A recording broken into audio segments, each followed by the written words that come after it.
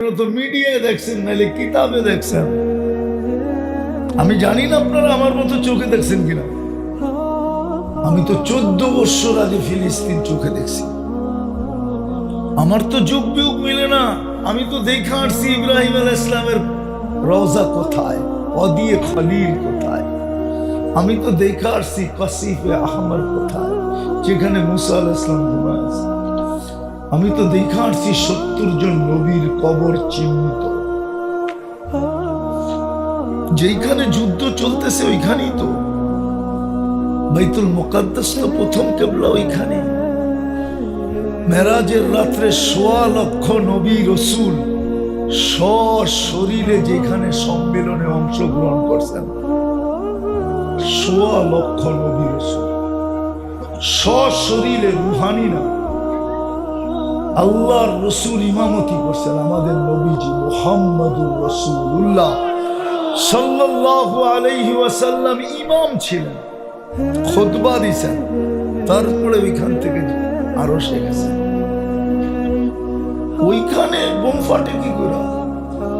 সমস্ত দুনিয়ার আবাবিল 70% তো বাস করে ফিলিস্তিনে। দুনিয়ার সবচেয়ে বেশি আবাবিলের বাস ফিলিস্তিন।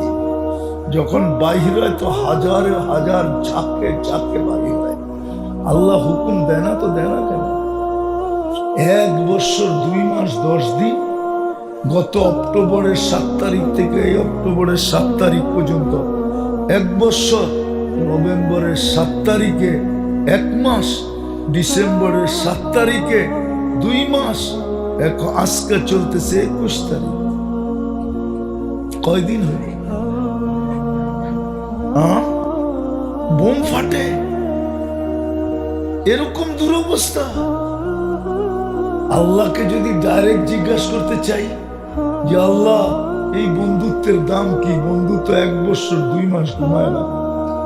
নবীরা তো কবরে জীবিত, বলুক না মুর্দা? নবীরা জীবিত, সত্য তো? কবরে তো জীবিত। নবীদের শরীর তো মাটির উপরে হারাম। এতগুলা 2 জন, একজন কালিম, একজন খলিল। একজন কালিমুল্লাহ, একজন খলিলুল্লাহ। আরো 70 জন আছেন নবীউল্লাহ।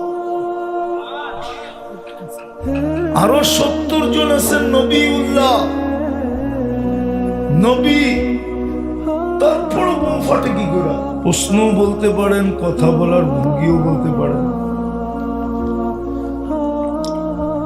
আল্লাহ জাল্লে জালালুহু আম্মা নওয়ালুহু উম্মতে মুহাম্মদী বানানোর দ্বারা আমাদের যে কত বড় ভাগ্য দিছেন, কত বড় কপাল দিছেন, কত বড় সৌভাগ্যের অধিকারী বানাইছেন, এটা আপনি চিন্তা করা, বর্ণনা দিয়ে শেষ করা যাবে না। চলেন 2-4টা দেখাইতে দেখাইতে যাই, তারপরে আসল কথায় যাব। উম্মতে মুহাম্মদী হওয়ার কারণে আমাদের কপাল যে কত বড়, কত বড় সৌভাগ্য আল্লাহ আমাদেরকে দিয়েছেন। কত বড় সৌভাগ্য দিয়েছেন। আমি কোরআন থেকে প্রথমে একটা দেখাই। কোরআনে এই কথা নাই যে অতীত উম্মতের আলোচনা আছে বটে, কিন্তু আমাদের মতো আলোচনা নাই। মাসালুহুম ফিত তাওরাত মাসালুহুম ফিল ইনজিল। আমাদের আলোচনা আসমানি এরকম কোন কিতাব ছিল না যেটার ভিতরে আমাদের আলোচনা না ছিল। এটা সৌভাগ্যের নিদর্শন। সমস্ত আসমানি কিতাবে আমাদের আলোচনা ছিল। আর এই সৌভাগ্য পাইছি শুধু মুহাম্মদুর রাসূলুল্লাহর উম্মত হওয়ার কারণে। এমন কোন নবী ছিল না যে নবী আমাদের আলোচনা না করছেন। যদি সৌভাগ্যই না হইতো তাহলে আমরা আল্লাহর কুদরতি হাতে নির্বাচিত হতাম কেন? এই উম্মত কিন্তু আল্লাহর কুদরতি হাতে নির্বাচিত। উদাহরণ, কোনো ব্যক্তি যদি পছন্দের জিনিস কিনতে বাজারে যায়, তাহলে সারা বাজার ঘোরার পরে যখন পছন্দেরটা মিলে তখনই কিনে। আল্লাহ কিন্তু এরকমই বাছাই করা ওয়াজতাবাকুম, আমাদেরকে বাছাই করা উম্মতে মুহাম্মদী বানাইছে। এটা কি সৌভাগ্য না? আরেকটা দেখাইতেছি, এটা কি সৌভাগ্য না যে কোনো উম্মতের মাথায় এই মুকুট নাই? আমাদের মাথায় মুকুট আছে, কুনতুম খায়রা উম্মাহ, তোমাদের চেয়ে উত্তম কোনো উম্মত নাই। এটা কি সৌভাগ্য না? এটা কি সৌভাগ্য না যে একটা মানুষ 80 বছর দৌড়ায় যদি একটা রাত্র ধরতে পারে? একটা রাত্র, কয়টা রাত্র, কয় বছর দৌড়ায়? আর যদি আল্লাহর সামনে 80 বছর পরে চলে যায়, আর আল্লাহ যদি জিজ্ঞাসা করে কতদিন ছিলি, 80 বছর, দে হিসাব, আগে এক রাত্রের দিয়া নেই। আল্লাহ যদি বলে এক রাত্র, তো ও তো সিনা টান করে বলতে পারবে এক রাত্রই তো 83 বছর ছিল, আরো 4 মাস, আমি তো 80 বছর ছিলাম, 80-তে 80 বাদ দিয়া দেন, কিচ্ছু দিয়েন না, তারপরে তো 3 বছর 4 মাসের পাওনা আমি আপনার কাছে, আপনি কোত্থেকে পাবেন? এটা কি সৌভাগ্য না? কার উম্মত হওয়ার কারণে এই সৌভাগ্য? মুহাম্মাদুর, পুরা বলবেন মুহাম্মাদুর, কেননা মুহাম্মাদুর রাসূলুল্লাহ বলতে দেরি 120 নেকি আপনার আমলনামায় লিখতে দেরি হয়।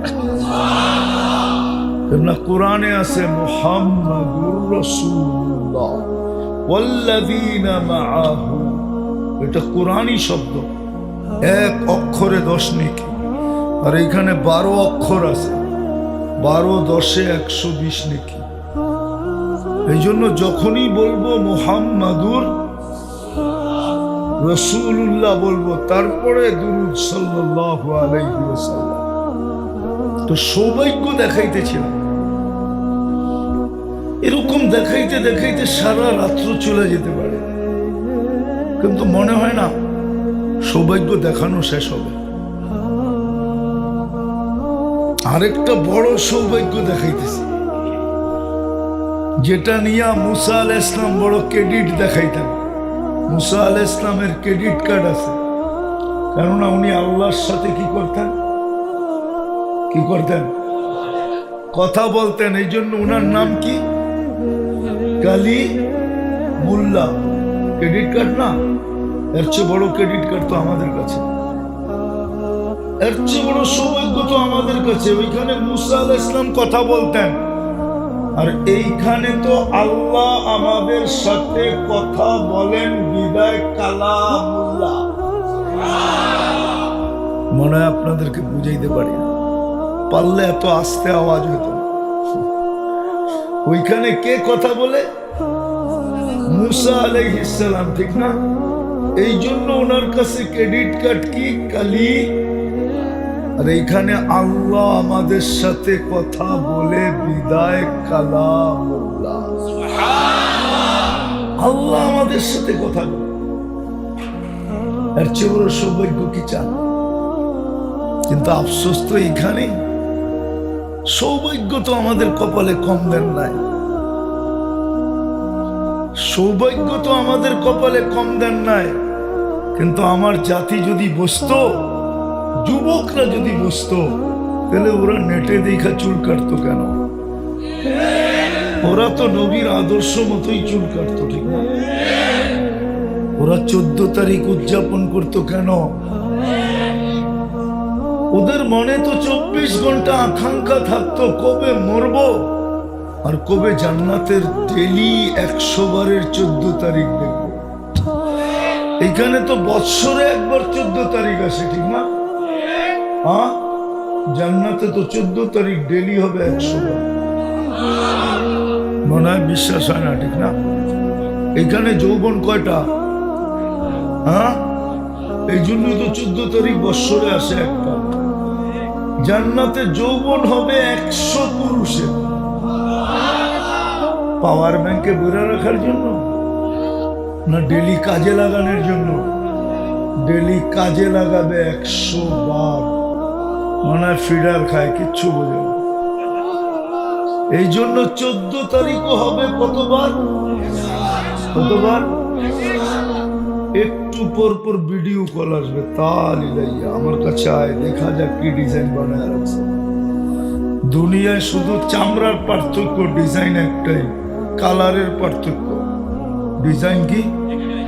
জান্নাতে যেমন কালারের পার্থক্য, এমন ডিজাইনের পার্থক্য। হ্যাঁ, ডেলি 100 বার হবে 14 তারিখ।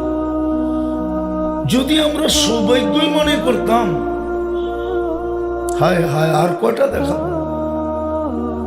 যদি সৌভাগ্যই না হইতো, তাহলে মুসা আলাইহিস সালামের কিতাবটা, তৌরাত কিতাব, আল্লাহ নিজের হাতে লিখছে, কুদরতি হাত দিয়ে। 4 জিনিসে আল্লাহর কুদরতি হাত লাগছে। কয় জিনিসে? কয় জিনিস?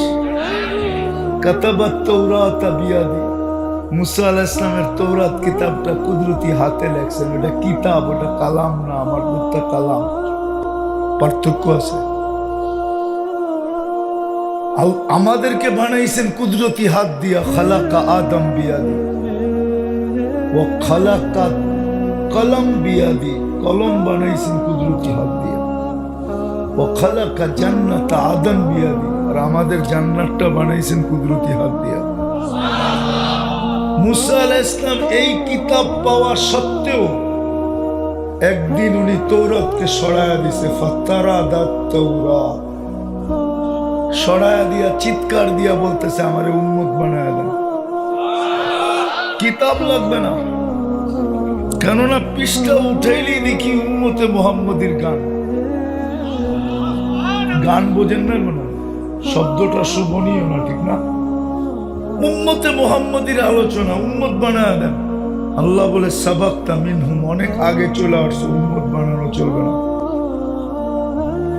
সৌভাগ্য যদি না হইতো উনি উম্মত হতে চাইলেন কেন? চলেন আরেকটা দেখাই। যদি উম্মত হওয়ার সৌভাগ্য না হইতো, তাহলে দানিয়াল আলাইহিস সালাম 2500 বছর অপেক্ষা করলেন কেন?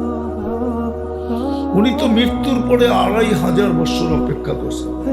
উনি দোয়া করছিলেন, আল্লাহ আমার মৃত্যুর পরে যেন আমাকে সুরক্ষিত রাখা হয়, আমার কাফন আর দাফন যেন উম্মতে মুহাম্মদীর হাতের মাধ্যমে হয়। আল্লাহ রসুল সুসংবাদ দিছিলেন সাহাবায়ে কেরামকে, সাতুফতাহ তুস্তার, একদিন ইরাক স্বাধীন হবে, তোমরা দানিয়াল আলাইহিস সালামকে পাবে, যিনি অপেক্ষা করতেছে তোমাদের হাতের ছোঁয়ার মাধ্যমে দাফন আর কাফন। যদি সৌভাগ্য না হতো, তাহলে উনি উম্মতের হাতের ছোঁয়া চাইলেন কেন? কিন্তু আফসোস তো এইখানে, এত বড় সৌভাগ্য মিলল, কিন্তু সমাজের দিকে তাকাইলে তো দেখা যায়, আমি তো যুবকেরটা দেখাই না, উম্মত, কিন্তু নবীর আদর্শের ছোঁয়াও নাই। নবীর আদর্শের ছোঁয়াও নাই। আছে নাকি বলেন? আছে ছোঁয়া? তাহলে আপনি সুখে থাকেন তো থাকেন কি করে? আপনার সাথে তো সবকিছুর অঙ্গীকার হলো। এই জন্যই তো কবি লেখছেন, কিয়া ওফা তুনে মোহাম্মদ সে তো হাম তেরে হ্যাঁ। আমার বন্ধুর আদর্শে যদি তুই আদর্শবান হইলি, তো আমি আল্লাহ তোমার। আল্লাহ কার?